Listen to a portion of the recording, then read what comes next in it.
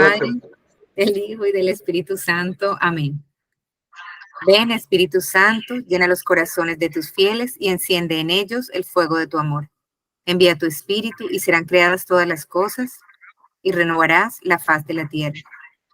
Oh Dios, que instruyes los corazones de los hombres con la luz de tu Espíritu, concédenos por el mismo Espíritu conocer las cosas rectas y gozar siempre de tus divinos consuelos, por el mismo Cristo nuestro Señor. Amén. Amén. Oh Espíritu Santo, amor del Padre y del Hijo, inspírame siempre lo que debo pensar, lo que debo decir, cómo debo decirlo, lo que debo callar, cómo debo actuar, lo que debo hacer, para gloria de Dios, bien de las almas y mi propia santificación. Espíritu Santo, dame agudeza para entender, capacidad para retener, método y facultad para aprender, sutileza para interpretar, gracia y eficacia para hablar. Dame acierto al empezar, dirección al progresar y perfección al acabar. Amén. Amén. Reiniciamos entonces el documento del Papa Salvifici Doloris, el valor cristiano del sufrimiento. El sufrimiento vencido por el amor. Esto es muy, muy, muy bonito y muy profundo. Lee despacio, por favor, que vamos a captar. Porque tanto amó Dios al mundo que le dio su Hijo unigénito, para que todo el que crea en Él no perezca, sino que tenga la vida eterna. Estas palabras, pronunciadas por Cristo en el coloquio con Nicodemo, nos introducen al centro mismo de la acción salvífica de Dios. Ellas manifiestan también la esencia misma de la soteriología cristiana, es decir, Soteriología es la teología de la salvación. O sea, es todo lo que estudia la redención de la humanidad. Se llama soteriología. Ahí lo dice. que es.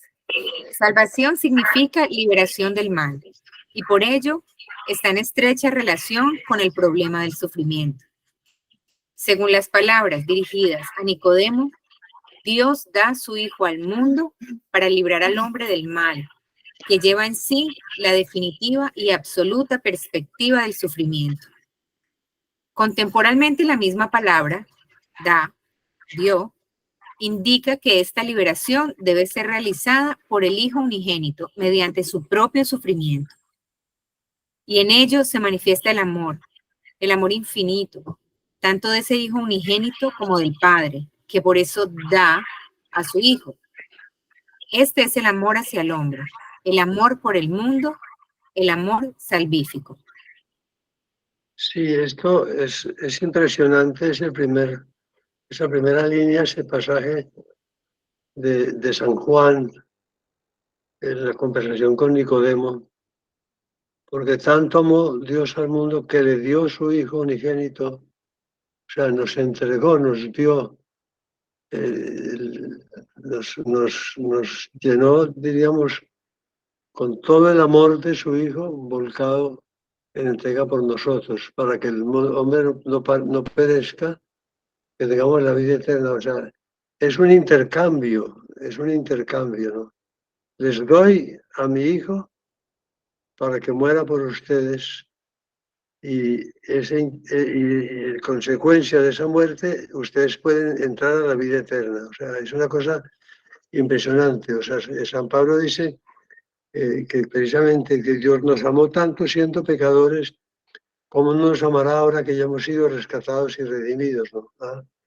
Ese dar al mundo, a Dios, es entregarlo a los perros, hablando vulgarmente, ¿no? O sea, los echó a Jesucristo y por eso, claro, el Jesucristo vino a entregar toda su vida, a dar toda su vida, era orden del Padre entregar toda su vida por nosotros, ¿no? En el sufrimiento, en el dolor, para atenuar y para darle sentido a nuestro propio sufrimiento. O sea, el valor del sufrimiento a partir de ese momento es el valor de la vida de Cristo, ¿no? Antes el sufrimiento era como los judíos lo consideraban una consecuencia del pecado, de los males, de portarse mal, etcétera, era consecuencia de que alguien se había portado mal y Cristo y Dios lo castigaba, y el sufrimiento era un castigo divino, un sentido muy negativo, un sentido muy pesimista, un sentido, diríamos, totalmente contrario de lo que el Señor ofrece. Entonces, a partir de la venida de Cristo, del sufrimiento absoluto con su muerte de Cristo, el sufrimiento nuestro adquiere un valor redentor, y ya no es el sufrimiento nuestro, es una participación del sufrimiento de Cristo, una participación plena y total. Cada pequeño dolor, cada pequeña molestia, cada dolor moral, físico, psicológico, etcétera, humano, está ya como santificado, divinizado, convertido en grandioso por la muerte de Cristo en la cruz. O sea, es muy bonito ese cambio, ¿no? Yo les entrego a mi hijo para que sufra, y a cambio los llamo a ustedes a la vida eterna. Un negocio que no hace sino Dios, Padre. Mal negociante. Sí. Nos encontramos aquí. Hay que darse cuenta claramente en nuestra reflexión común sobre este problema ante una dimensión completamente nueva de nuestro tema. Es una dimensión diversa de la que determinaba y en cierto sentido encerraba la búsqueda del significado del sufrimiento dentro de los límites de la justicia. Esta es la dimensión de la redención a la que en el Antiguo Testamento ya parecían ser un preludio las palabras del justo Job, al menos según la Vulgata. Porque yo sé que mi Redentor vive y al fin yo veré a Dios. Mientras hasta ahora nuestra consideración se ha concentrado ante todo y en cierto modo exclusivamente en el sufrimiento en su múltiple dimensión temporal, como sucedía igualmente con los sufrimientos del justo Job, las palabras antes citadas del coloquio de Jesús con Nicodemo se refieren al sufrimiento en su sentido fundamental y definitivo. Dios da a su Hijo unigénito para que el hombre no muera. Y el significado del no muera está precisado claramente en las palabras que siguen, sino que tenga la vida eterna. Las palabras del Job que cita el Papa en la versión de la Vulgata, porque yo sé que mi Redentor vive y al fin yo veré a Dios, son proféticas totalmente, ¿no? O sea que en el Antiguo Testamento, de alguna manera, hay un Redentor que viene a redimirnos, ¿no? Y que consecuencia de ese Redentor y de ese redimirnos, podemos ver a Dios, ¿no? Con los ojos de ese joven que esto comprende. Yo con mis propios ojos podré ver a Dios, ¿no? Muy bonita esa luz de esperanza que tiene Job en ese momento cuando habla de la redención, ¿no? O sea, que el sentido fundamental y definitivo del sufrimiento lo da la pasión de Cristo, ¿no? O sea, el sufrimiento deja de ser, repitámoslo, un castigo, una sanción, algo negativo, algo que hay que espantar de la vida, ¿no? Hay que acoger, porque el sufrimiento de Cristo fue el que nos abrió las puertas del cielo, y por tanto algo de esa participación del sufrimiento de Cristo nos corresponderá a nosotros y engrandecerá. O sea, cualquier dolor nuestro, por pequeño que parezca, por insignificante que sea, ofrecido al Señor, es de alguna manera una ayuda que le brindamos al Señor, como si Jesucristo tuviera necesidad todavía de nuestra compañía, de que ayudemos al sufrimiento. San Pablo dice una cosa que parece un poquitico contradictoria: estoy sufriendo en mi carne lo que falta a Jesús en a la redención de Jesucristo. O sea, A la pasión. San Pablo, a la pasión del Señor. O sea, el Señor sufrió lo insondable, lo máximo que se puede sufrir, y ese sufrimiento es totalmente redentor. También sería redentor si Cristo no hubiera sufrido la cruz. una lágrima de Jesucristo, niño, ya se podía ser redentora también, o sea, ya Cristo presente entre los hombres, ya la salvación estaba obrada, ¿no? Él quiso llevarlo hasta el final, como vemos en la oración en el huerto, ¿no? Entonces, ya a partir de ese momento, cualquier dolor que tengamos, cualquier sufrimiento que tengamos, lo asume Cristo como suyo y lo diviniza, lo engrandece. Un pequeño dolor de cabeza, un pequeño dolor de muelas, una pequeña molestia, el calor, que hace calor ahora, el calor ofrecido al Señor, el cansancio, ¿no? ¿Ah?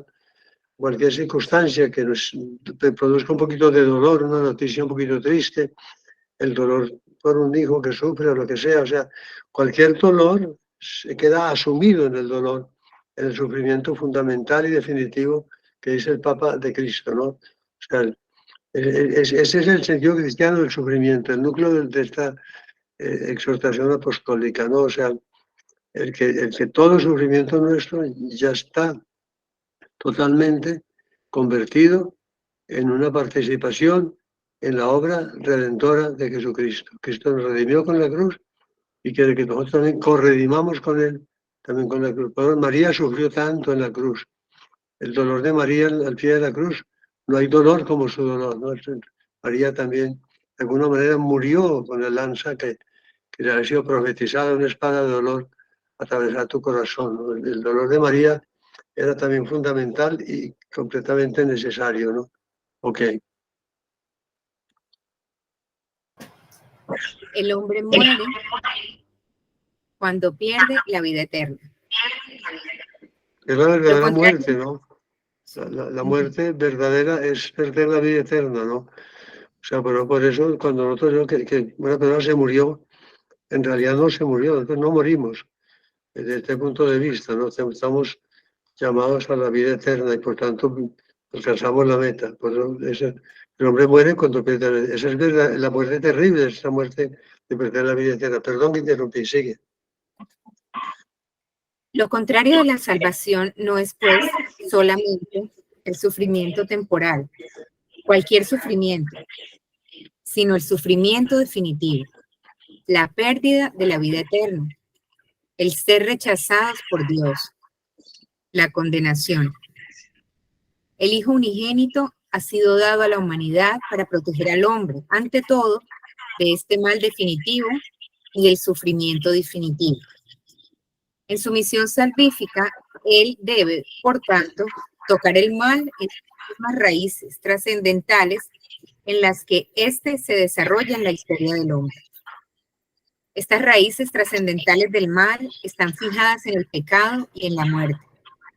En efecto, estas se encuentran en la base de la pérdida de la vida eterna. La misión del Hijo unigénito consiste en vencer el pecado y la muerte. Él vence el pecado con su obediencia hasta la muerte y vence la muerte con su resurrección. En eso consistió el engaño del demonio en el paraíso, ¿no? O sea, les convenció de que no morirían si comían el fruto que él les ofrecía del bien y el mal, ¿no? ¿Ah? Y claro, cayeron y murieron, por eso el pecado original es la muerte total, no solamente que ya a partir de entonces ya podíamos morir, sino que no moríamos para la vida eterna, o sea, todo el tiempo en que se vivió sin la redención de Cristo, la muerte de las personas no era morir para la vida eterna.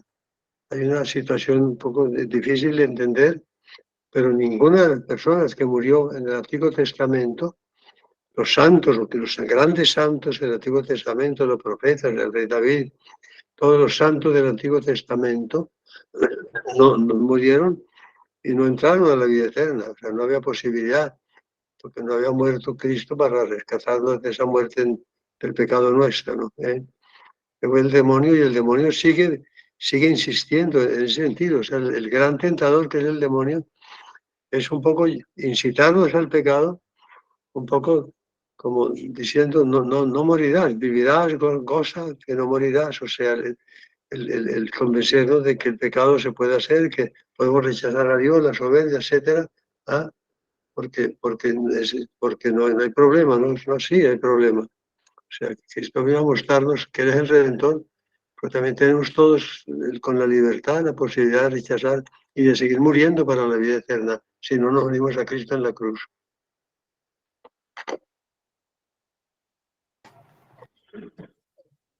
Cuando se dice que Cristo, con su misión, toca el mal en sus mismas raíces, nosotros pensamos no solo en el mal y el sufrimiento definitivo, escatológico, para que el hombre no muera, sino que tenga la vida eterna, sino también, al menos indirectamente, en el mal y el sufrimiento en su dimensión temporal e histórica. El mal, en efecto, está vinculado al pecado y a la muerte. Y aunque se debe juzgar con gran cautela el sufrimiento del hombre como consecuencia de pecados concretos, esto indica precisamente el ejemplo del justo Job.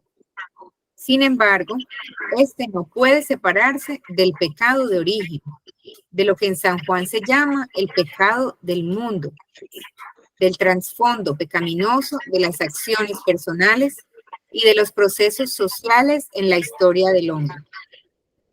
Si no es lícito aplicar aquí el criterio restringido de la dependencia directa, como hacían los tres amigos de Job, sin embargo, no se puede ni siquiera renunciar al criterio de que en la base de los sufrimientos humanos hay una implicación múltiple con el pecado.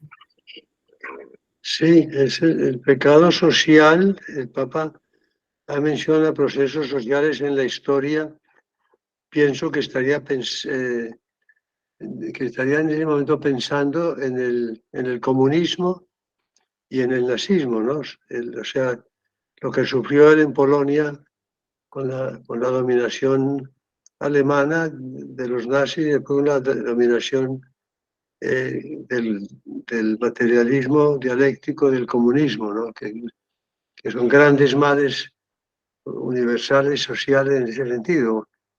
Entonces, claro, el Papa dice, aunque no podemos estar, y por eso habla de juzgar con gran cautela el sufrimiento del hombre como consecuencia de pecados concretos. O sea, el ejemplo de Job es que los amigos de Job le dicen, tú pecaste gravemente y por eso estás sufriendo lo que estás sufriendo, ¿no? Entonces el Papa dice, ojo con esto, que no podemos rechazar del todo que el mal existente en el mundo, el mal que causa la muerte eterna, tiene consecuencias del pecado también de la humanidad. O sea que realmente el hombre ha creado el pecado, ha creado, y con el pecado ha creado la muerte.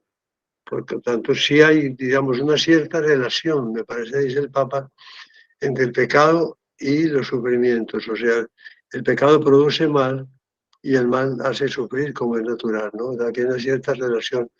No que todo pecado cause un sufrimiento, o sea, digamos, como cobrado por Dios, no, pero que el origen del mal en el mundo es un origen pecaminoso. Por tanto, no le echemos la culpa a Dios de los males que hay en el mundo. O sea, hay cosas que son evidentes que no son queridas por Dios, como los terremotos ahora, y los tsunamis y las cosas que están afectando, es otra cosa distinta, ¿no? Pero de lo que es, por ejemplo, el daño que estamos haciendo a la casa común que llama el Papa de nuestro mundo, la tragedia, el calentamiento global, todas estas cosas, sí son consecuencias del pecado, o sea, del desorden, de que tomamos el mundo para explotarlo, no para cuidarlo, ¿no? ¿Verdad? Que en ese sentido, muchos males que encontramos hoy y muchas perversiones, cosas son consecuencias del pecado.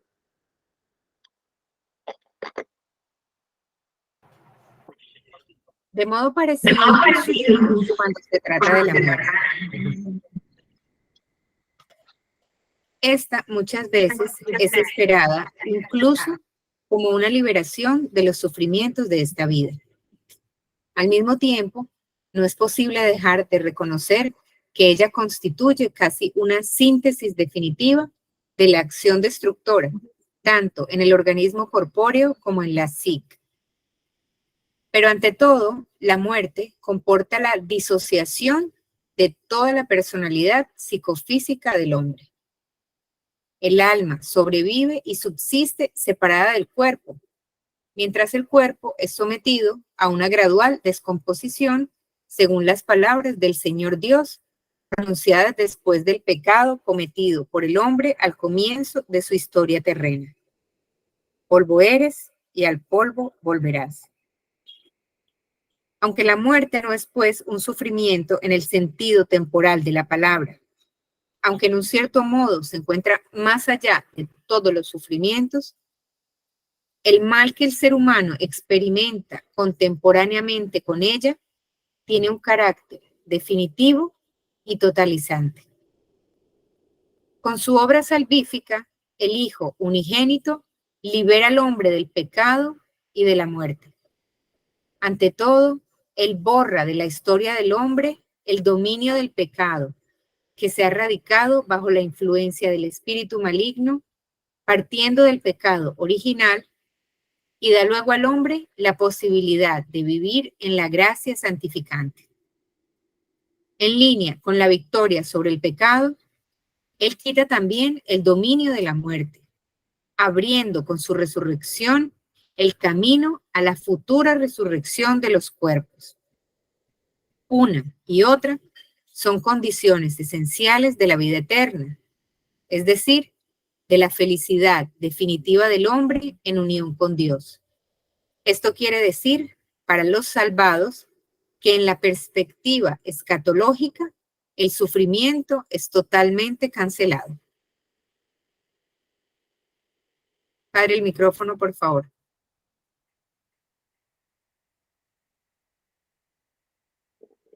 El Jehová menciona el paso del pecado original a la gracia santificante, ¿no? O sea, cómo la redención orada por Cristo va hasta los orígenes del mal, o sea, y por eso el bautismo borra el pecado original, ¿no? O sea, que sigue actuando, que sigue vigente, porque se transmite por generación y todos lo recibimos. La redención obrada por Cristo toca el pecado original, lo purifica, lo limpia y lo transforma automáticamente en la gracia santificante, ¿no? La acción del Espíritu Santo que invade la persona y la llena de Dios, ¿no? La deifica, porque es un salto gigantesco. Por eso San Agustín, hablando de unas palabras de San Pablo, dice: para los que aman a Dios, todas las cosas son para bien, dice San Pablo. Para los que aman a Dios, de la carta de los Romanos, todas las cosas son para bien.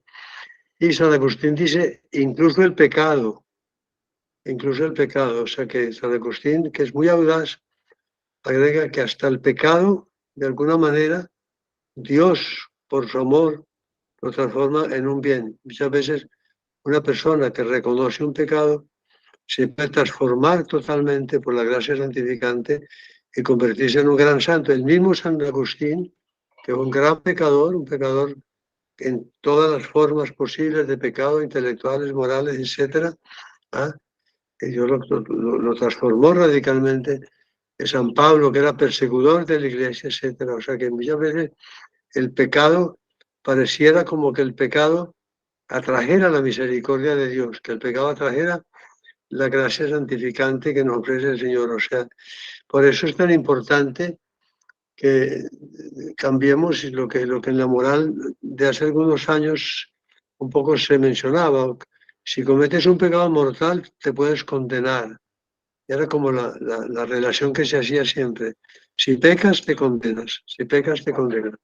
El Papa Juan Pablo II nos ha hecho cambiar en ese sentido. Y el Papa lo que dice es: si pecas, yo tengo el remedio. Si pecas, yo tengo la solución. Si pecas, yo di mi vida por ti. Si pecas, búscame, que te daré el perdón por un lado, pero sobre todo la gracia santificante por el otro. Por eso también es tan importante entender la confesión sacramental no como algo que hacemos para poder comulgar, que dice mucha gente. Yo me confieso para poder comulgar, o sea, me confieso para que Dios me perdone los pecados. porque llevaría mucho que yo, si no tengo pecado, no me confieso. No, me confieso para recibir la gracia santificante que me da la confesión. O sea que lo importante de la confesión es la gracia santificante. El Señor ve el pecador, no solo le ofrece el perdón, sino le ofrece la felicidad eterna con la gracia santificante. Entonces, es lo que jamás podríamos, digamos, como comprender cabalmente lo que es la grandeza del amor de Dios y la transformación tan absoluta que ha obrado Dios con la redención. De lo peor que puede ser el pecado de rechazo de Dios del hombre, se convierte en lo mejor, o sea, la redención obrada por el Señor con la muerte de Cristo, convirtió lo peor de la humanidad, que es el pecado original, en lo más grande del mundo, que es lo que el hijo pródigo nos muestra. O sea, el hijo pródigo pide perdón, reconoce que pecó, he pecado contra el cielo y contra ti, no soy digno de llamarme hijo tuyo. Intenta decirle eso a su padre, que le tapa la boca y lo llena de abrazos y de besos, vestido nuevo, sandalias, anillo de la libertad y un gran banquete, ¿no? Ese es el amor de Dios, que al pecador lo acoge con los brazos abiertos y le entrega esa vida eterna. Todo porque Cristo murió por nosotros, ¿no? Todo porque Dios da vida por nosotros.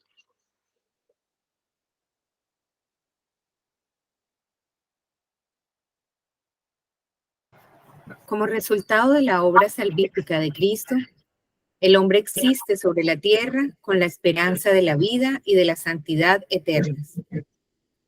Y aunque la victoria sobre el pecado y la muerte, conseguida por Cristo con su cruz y resurrección, no suprime los sufrimientos temporales de la vida humana, ni libera del sufrimiento toda la dimensión histórica de la existencia humana, sin embargo, sobre toda esa dimensión y sobre cada sufrimiento, esta victoria proyecta una luz nueva que es la luz de la salvación.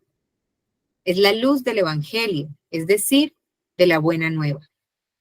En el centro de esta luz se encuentra la verdad propuesta en el coloquio con Nicodemo, porque tanto amó Dios al mundo que le dio su unigénito Hijo.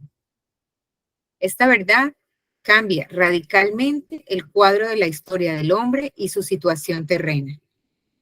A pesar del pecado que se ha enraizado en esta historia como herencia original, como pecado del mundo y como suma de los pecados personales, Dios Padre ha amado a su Hijo unigénito, es decir, lo ama de manera duradera, y luego, precisamente por este amor que supera todo, Él entrega este Hijo, a fin de que toque las raíces mismas del mal humano y así se aproxime de manera salvífica al mundo entero del sufrimiento del que el hombre es partícipe. El micrófono, padre. Hay dos realidades, el pecado y el dolor, que de alguna manera nos hacen que alguna vez preguntaba un sacerdote joven que qué le podía decir a una persona que estaba sufriendo mucho y que le parecía pues a esa persona que sufría injustamente, o sea, que no había hecho nada malo para tener tanto dolor, tanto sufrimiento. O sea, ¿qué razón le podía dar? ¿No? Yo dije, la única razón que puedes darle para que tenga un poquito de paz y de seriedad es que mire a Jesucristo en la cruz.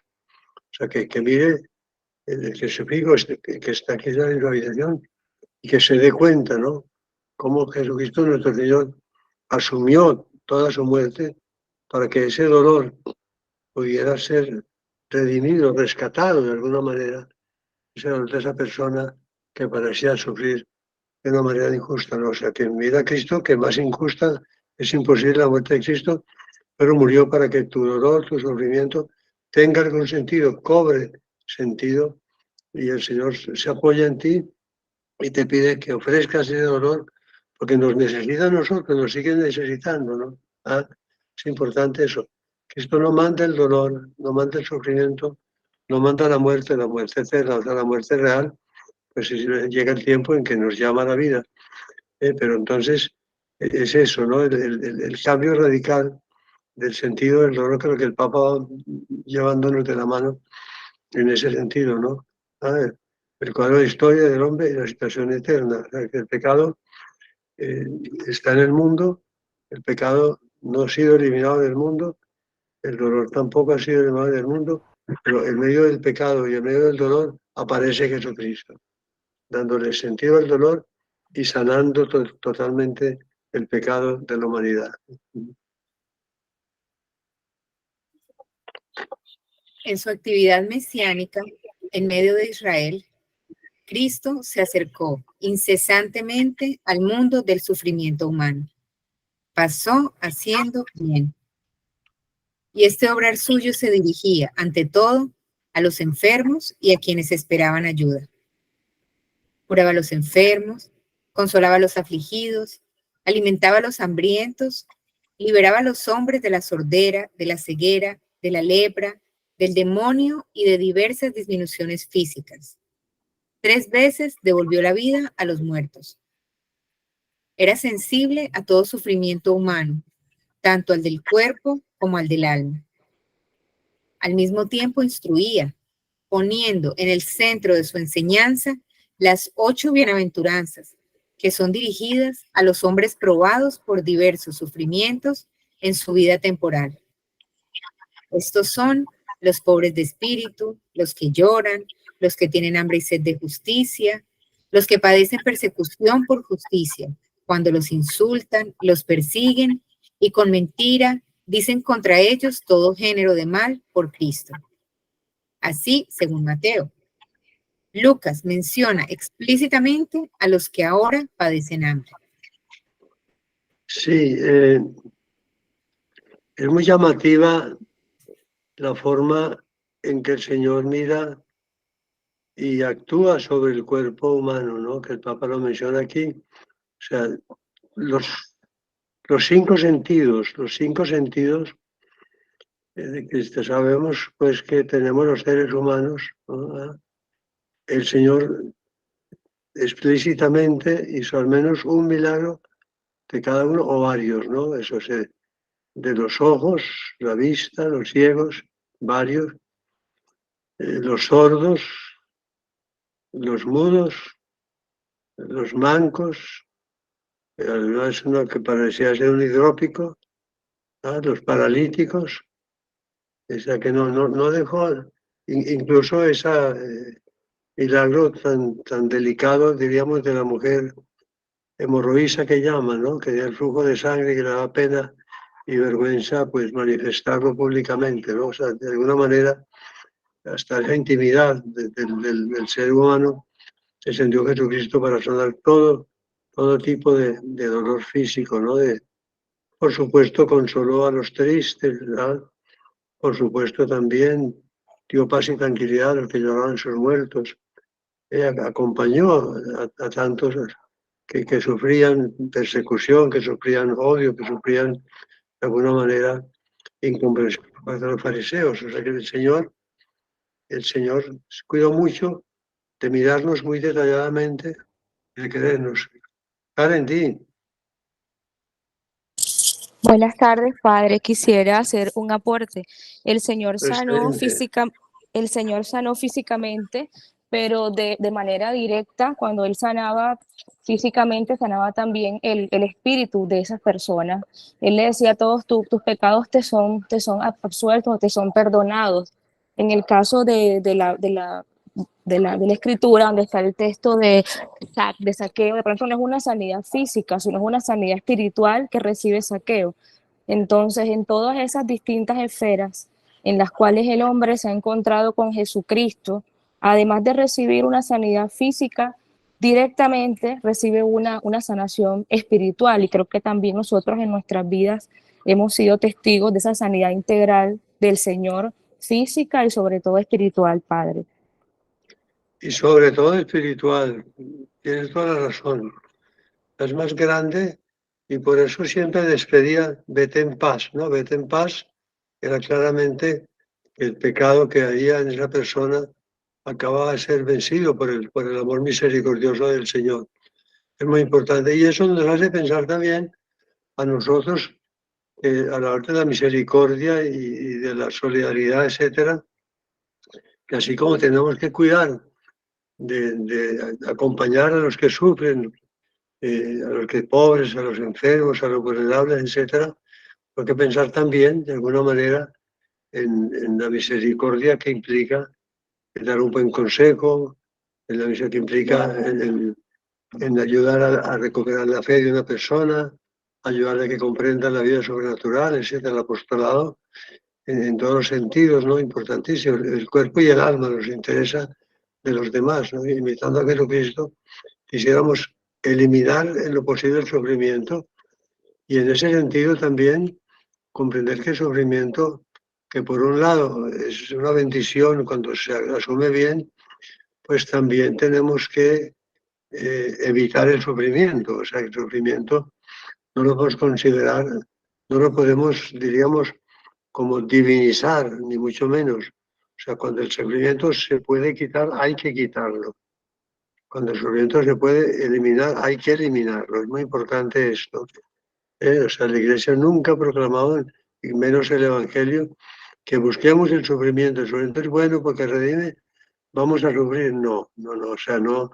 Vamos a gozar la vida porque Dios quiere que seamos felices y el sufrimiento que con medicinas o con los recursos de la ciencia pueda quitarse, hay que quitarlo, ¿no? O sea, que hay una equivocación pensar que tantos valores como tiene el sufrimiento, lo estamos viendo, que nos llevará de pronto a pensar en una especie de masoquismo, ¿no? De buscar el sufrimiento y el dolor por el dolor mismo, ¿no? No, no, no.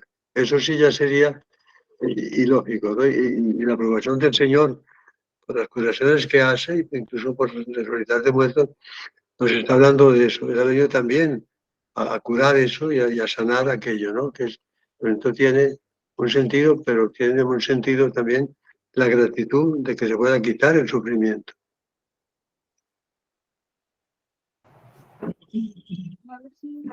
Padre, a mí me encanta, pues, como así todo lo que han dicho y también de lo mínimo estaba pendiente el Señor, si tenían hambre, si tenían sed, si estaban cansados y todo, o sea, Él nos veía completicos, todo. De todos modos, Cristo se acercó sobre todo al mundo del sufrimiento humano por el hecho de haber asumido este sufrimiento en sí mismo. Durante su actividad pública, probó no solo la fatiga, la falta de una casa, la incomprensión incluso por parte de los más cercanos, pero sobre todo fue rodeado cada vez más herméticamente por un círculo de hostilidad y se hicieron cada vez más palpables los preparativos para quitarlo de entre los vivos. Cristo era consciente de esto y muchas veces hablaba a sus discípulos de los sufrimientos y de la muerte que le esperaban. Subimos a Jerusalén y el Hijo del Hombre será entregado a los príncipes de los sacerdotes y a los escribas, que lo condenarán a muerte y le entregarán a los gentiles. Y se burlarán de él, y le escupirán, y le azotarán, y le darán muerte. Pero a los 3 días resucitará. Cristo va hacia su pasión y muerte con toda la conciencia de la misión que ha de realizar de este modo. Precisamente por medio de este sufrimiento suyo hace posible que el hombre no muera, sino que tenga la vida eterna. Precisamente por medio de su cruz debe tocar las raíces del mal, plantadas en la historia del hombre y en las almas humanas. Precisamente por medio de su cruz debe cumplir la obra de la salvación. Esta obra, en el designio del amor eterno, tiene un carácter redentor.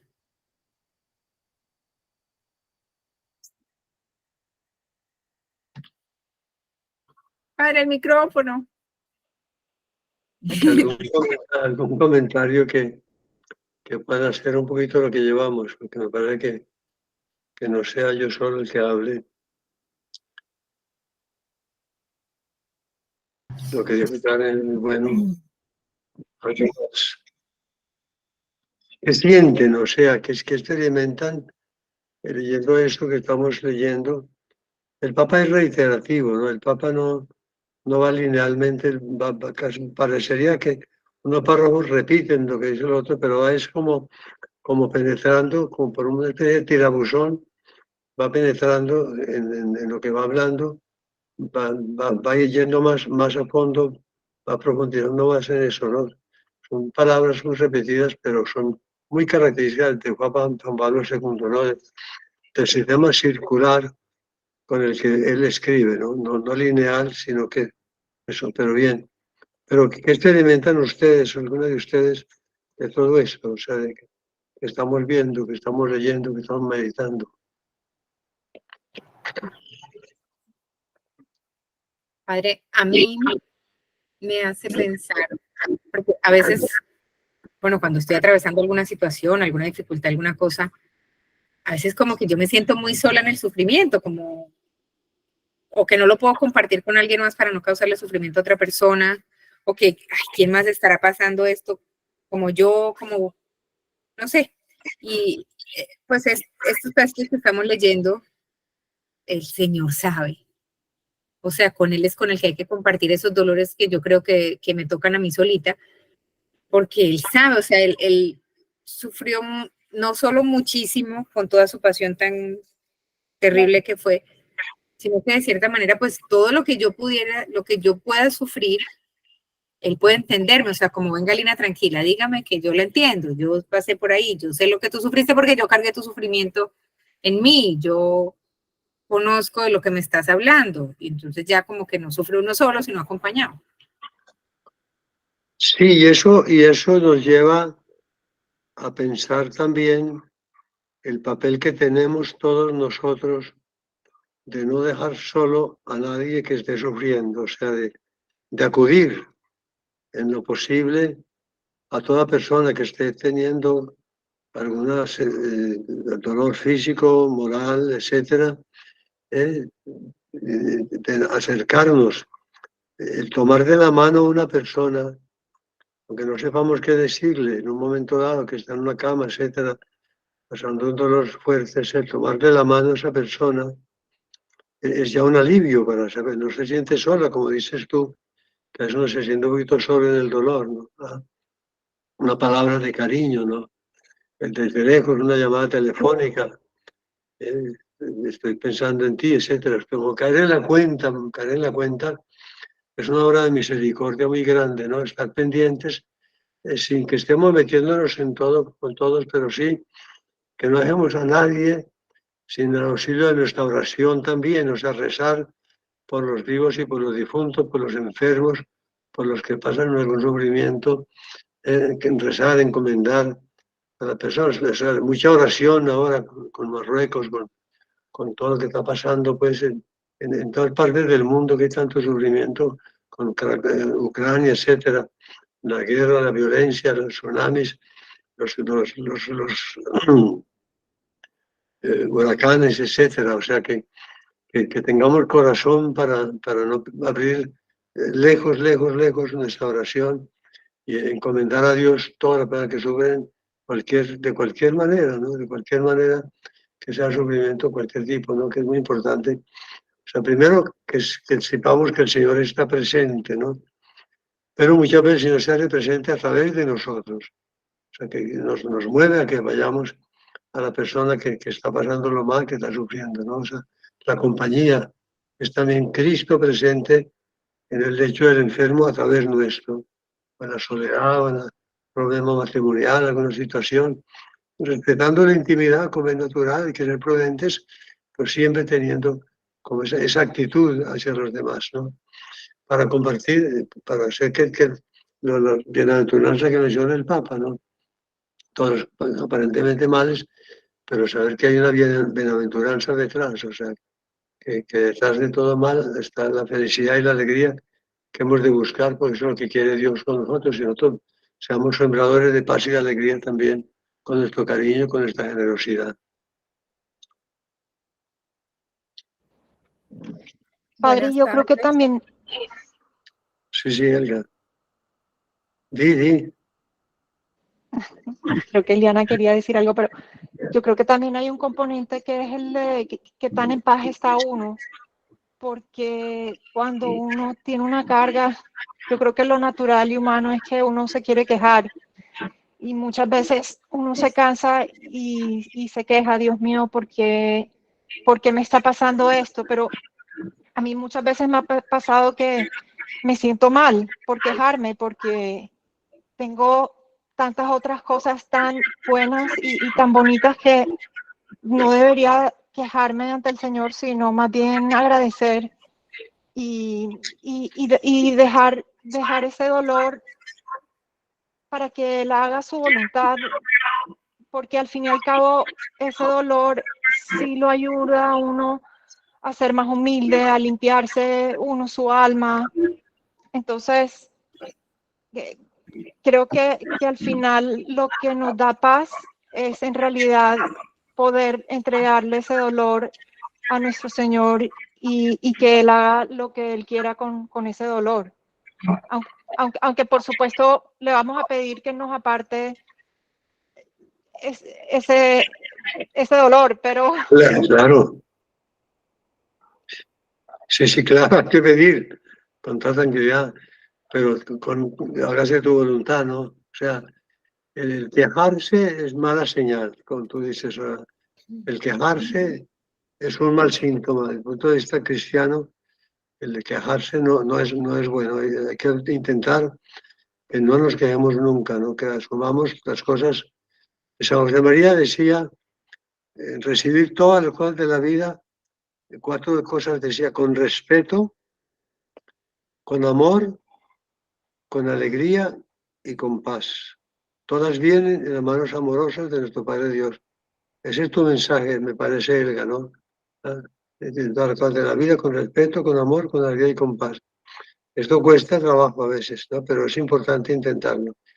Pero Karen iba a decir algo también. Eliana, Eliana. Buenas tardes, Dios les bendiga. Bueno, mira, yo en estos días lo he sentido aún más. Mira cómo nuestra compañera, ella dice algo que de verdad a mí, estos testimonios han impactado mi vida. Yo siempre he dicho, en estos grupos yo he aprendido mucho. Yo de pronto como que siempre me quejaba o siempre me he quejado, ayer se lo decía a alguien, soy como muy consentida de que por la mínima cosa como que me quejo, como que me siento que me afecta o que me entristece.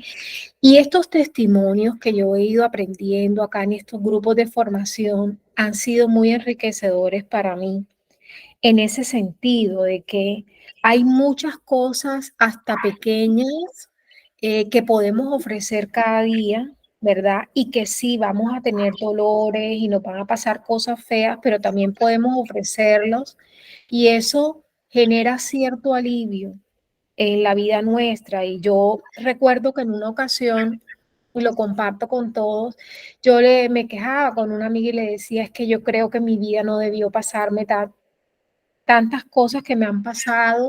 Ella me decía, ¿y nuestro Señor Jesucristo, tú crees que se merecía todo lo que le pasó? Realmente no se lo merecía, pero Él lo sufrió para que nosotros fuéramos salvos. Eso por una parte.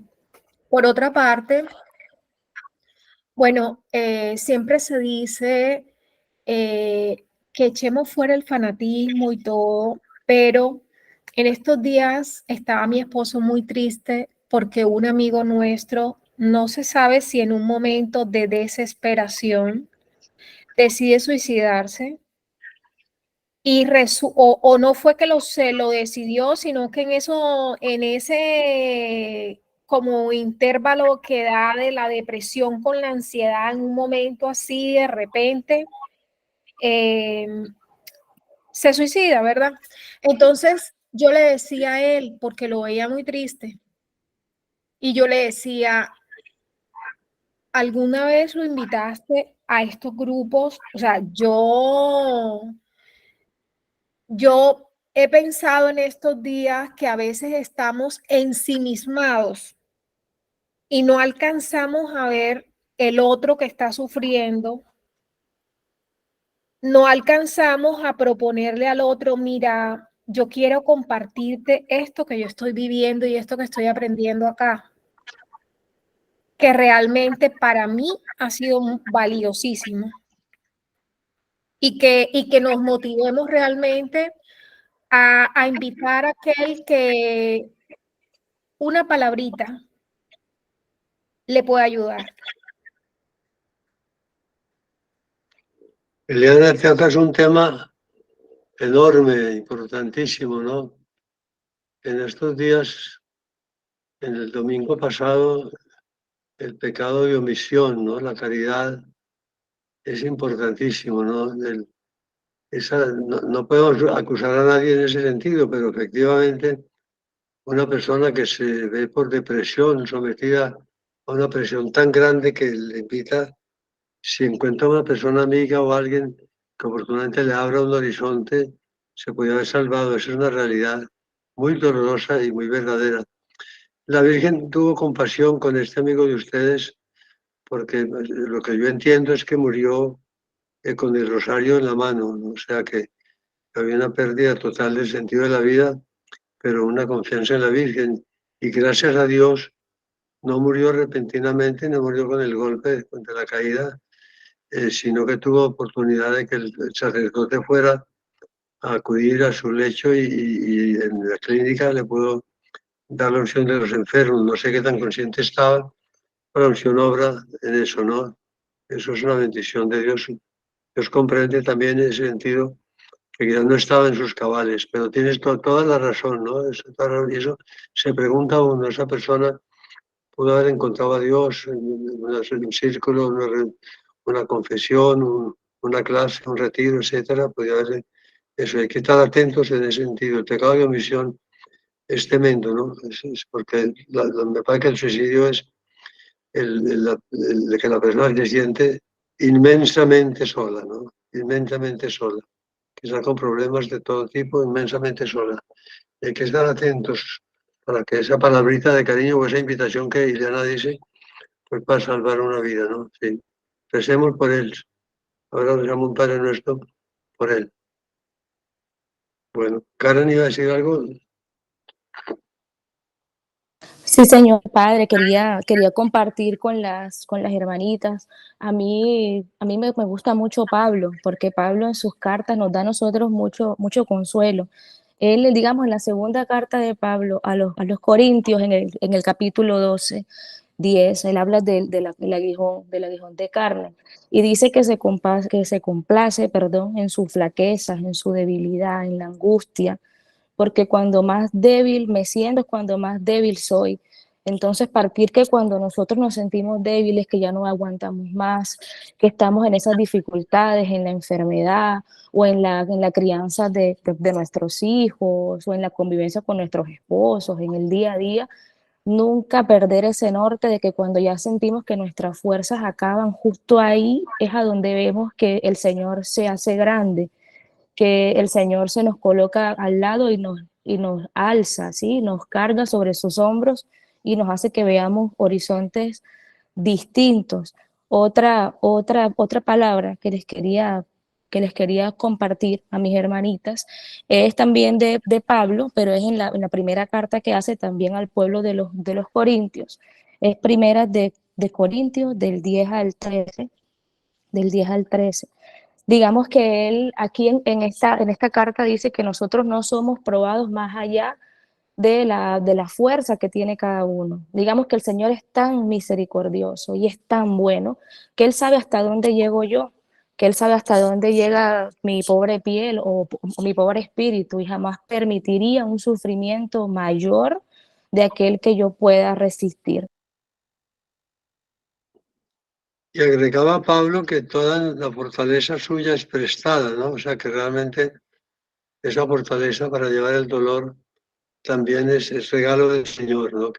A veces eso permite que tengamos ese sufrimiento, nos da la fuerza para soportarlo, la fuerza para llevarlo. A veces pensando, alguien me decía alguna vez que pensaba que si le pasaba algo grave, una enfermedad grave, que se sentía incapaz totalmente de sobrellevarlo, ¿no? Le sobrevino y él me decía con asombro, decía, padre, yo pensé que si esto me pasara algún día yo me desesperaría, me enloquecería, que yo no sea capaz de resistirlo. Padre, estoy feliz sufriendo con el Señor, Estoy feliz llevando esto y viviendo la comunión de los santos, pidiendo por los demás, etcétera. Y siento que sí que soy capaz, porque el Señor me ha dado esa gracia, ¿no? Es muy importante eso, que no tengamos miedos a veces de que si me pasara esto o lo otro, si me pasara esta enfermedad o esta noticia, recibiera alguna cosa, yo me moriría. No, el Señor da también, lo que decía Karen, en cada momento la fuerza y el poder para sobrellevar todo lo que sea. O sea, Él da o permite el dolor y da la gracia y la fuerza para sobrellevarlo. Bueno, le damos el otro trocito del párrafo, Lina, que para que me aprobamos ese párrafo. Ok. Por eso Cristo responde severamente a Pedro cuando quiere hacerle abandonar los pensamientos sobre el sufrimiento y sobre la muerte de cruz. Y cuando el mismo Pedro, durante la captura en Getsemaní, intenta defenderlo con la espada, Cristo le dice, vuelve tu espada a su lugar. ¿Cómo van a cumplirse las escrituras de que así conviene que sea? Y además añade, el cáliz que me dio mi Padre, ¿no debe beberlo? Esta respuesta, como otras que encontramos en diversos puntos del Evangelio, muestra cuán profundamente Cristo estaba convencido de lo que había expresado en la conversación con Nicodemo. Porque tanto amó Dios al mundo que le dio su Hijo unigénito para que todo el que crea en Él no perezca, sino que tenga la vida eterna. Cristo se encamina hacia su propio sufrimiento, consciente de su fuerza salvífica. Va obediente hacia el Padre, pero ante todo está unido al Padre en el amor con el cual Él ha amado al mundo y al hombre en el mundo. Por esto San Pablo escribirá de Cristo, me amó y se entregó por mí. Sí, el Papa aquí menciona esa obediencia de Cristo al Padre que va hacia Jerusalén, ha revelado, y a Pedro lo quiso quitarle esa idea de que sufriría mucho, y los evangelistas mencionan que Cristo iba delante de ellos, o sea, ellos están acobardados porque se dan cuenta que se iban a cumplir las palabras del Señor. Cristo iba como muy decidido, ¿no? Caminando muy decidido, no cansinamente, sino a paso, digamos, como si tuviera deseos de llegar allá a donde sabe que va a padecer, ¿no? Ese gesto de Cristo, en ese sentido, es muy bonito, ¿no? De darnos valor para enfrentar el sufrimiento, para mirarlo de frente, ¿no? Para mirarlo de frente y llegar a aceptarlo y amarlo. Bueno, te dejamos hasta ahí, número 17 empezaría. Entonces, ¿alguien dice que quiere decir algo más?